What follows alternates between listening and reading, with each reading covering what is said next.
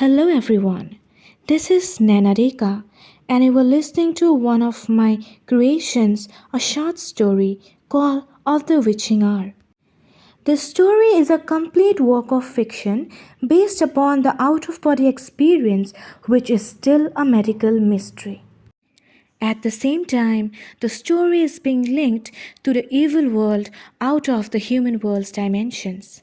Hope you will like the story. Now let's begin. Call of the Witching Hour. It was completely dark outside. Not even a single object could be seen.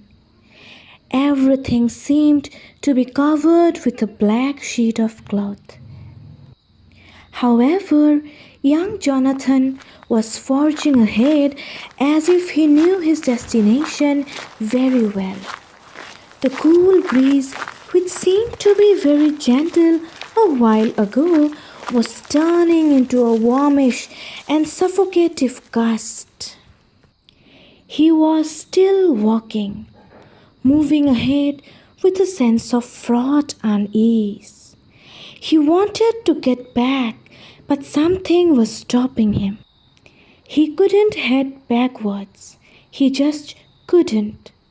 Something was consuming him, tiring his soul from inside, and then suddenly he felt some kind of warm air over his left shoulder. Someone was breathing right behind him.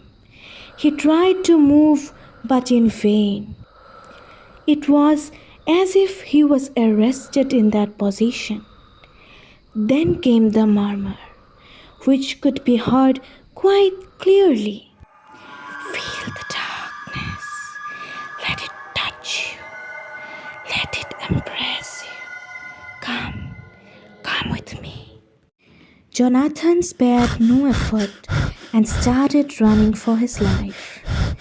He couldn't make out anything properly, but somehow managed to find the way back to his house.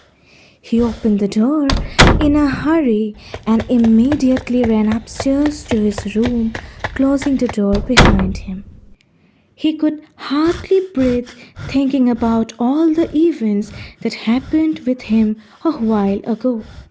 He promised to himself that he'll stop his midnight adventures from then onwards and would never go out of the house alone, although he couldn't understand anything regarding his strange experiences.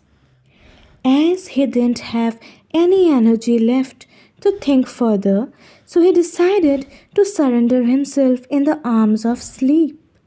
After that, what he saw was beyond one's imagination.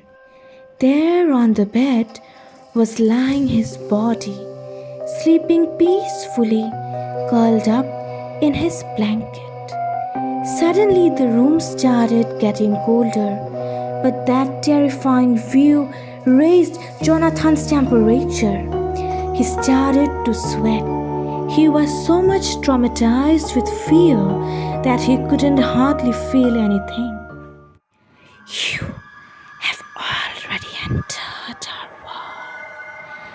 Now there's no way back. This time it was not only the murmur, but he could clearly see the evil spirit gazing at him with that wicked grin, sitting beside his sleeping body on the bed.